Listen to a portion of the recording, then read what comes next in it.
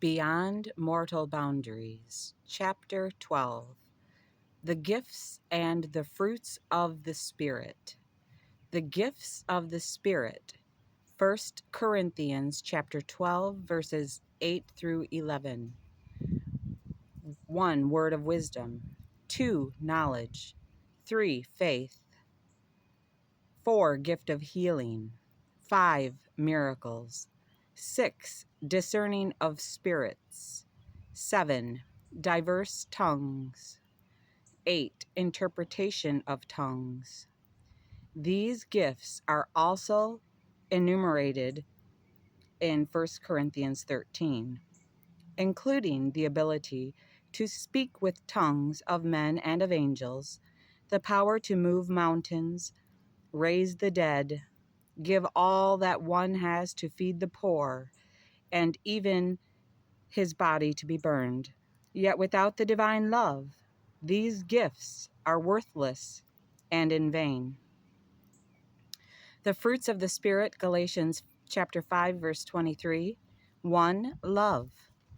2. Joy. 3. Peace. 4. Long-suffering, patience. We don't pray for patience, we pray for wisdom. 5. Gentleness. 6. Goodness. 7. Faith. 8. Meekness, humility. 9. Temperance. Against such there is no law. Anyone who has the fruits of the Spirit made manifest in his life needs no other witness. The approval of Prime Creator is stamped upon him, for such a one would have perfected the unspeakable power of the first and great commandment of eternal love. Without the divine gift of love, bearing witness of the gifts, they are sounding brass and clanging cymbals. It is to these, the outward demonstrators, that Christ will say, when they demand that Christ acknowledge them and their works as they proclaim, Lord, Lord, did we not prophesy in your name? And in your name cast out devils? And in your name do many wonderful works?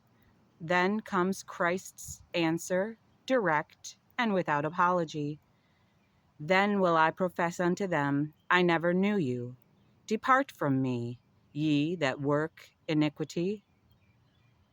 Iniquity is from an old Anglo-Saxon phrase meaning lack of inner quiet or contact with Prime Creator.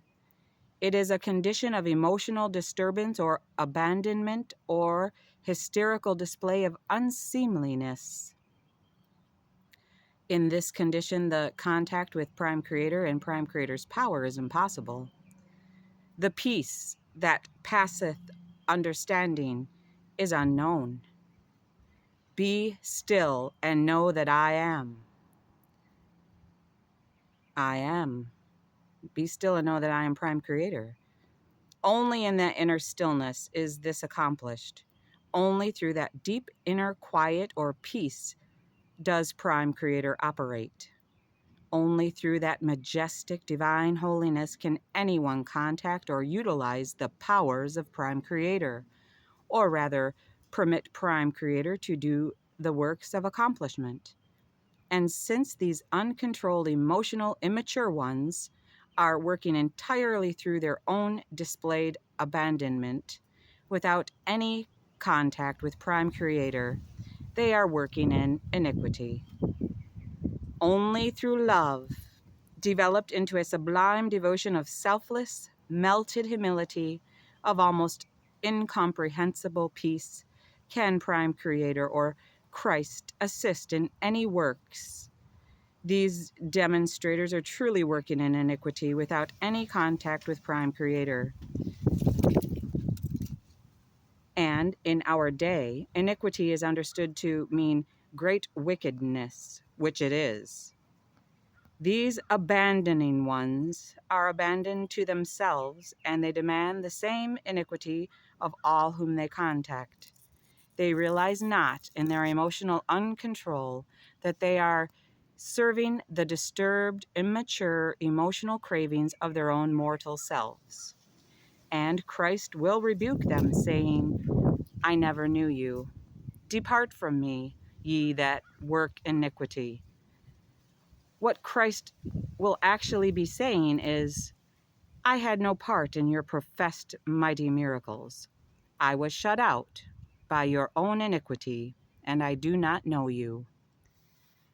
Only in and through the great peace or inner contact that passeth all understanding, and in perfect selfless love can the divine majestic powers of Prime Creator operate. And when they work, there is never an unseemly display. Divine majesty is manifest in every act of Prime Creator. Many of these demonstrating ones may be performing mighty works according to their lack of understanding, or enlightenment, as they make their unrighteous demands for recognition upon the Lord.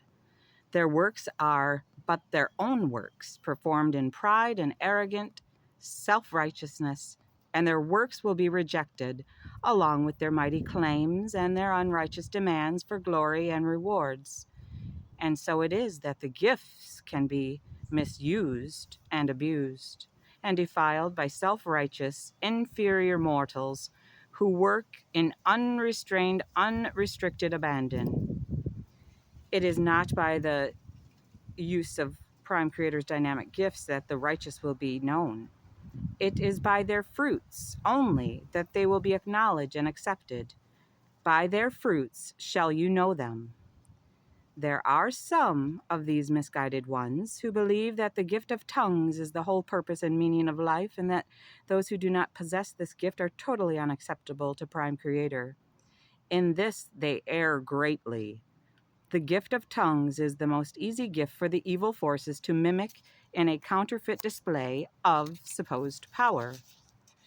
In St. Matthew, chapter 24, is given a remarkable account of those under the hands of Satan, Satanaku, who will shake the earth with their miracles, and all those who seek after signs and such displays will flock to them. In many instances, the gift of tongues is but a demonstration of a person weakly yielding himself to a foreign, sometimes evil spirit, who uses the mouth of the living to spew out his own pent-up words without knowledge.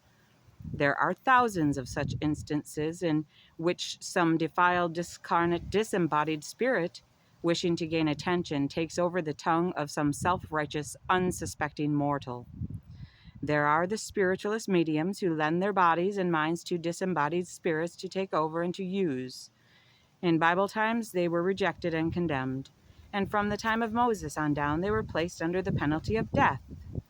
They were designated as those with familiar spirits, or as diviners or magicians or soothsayers.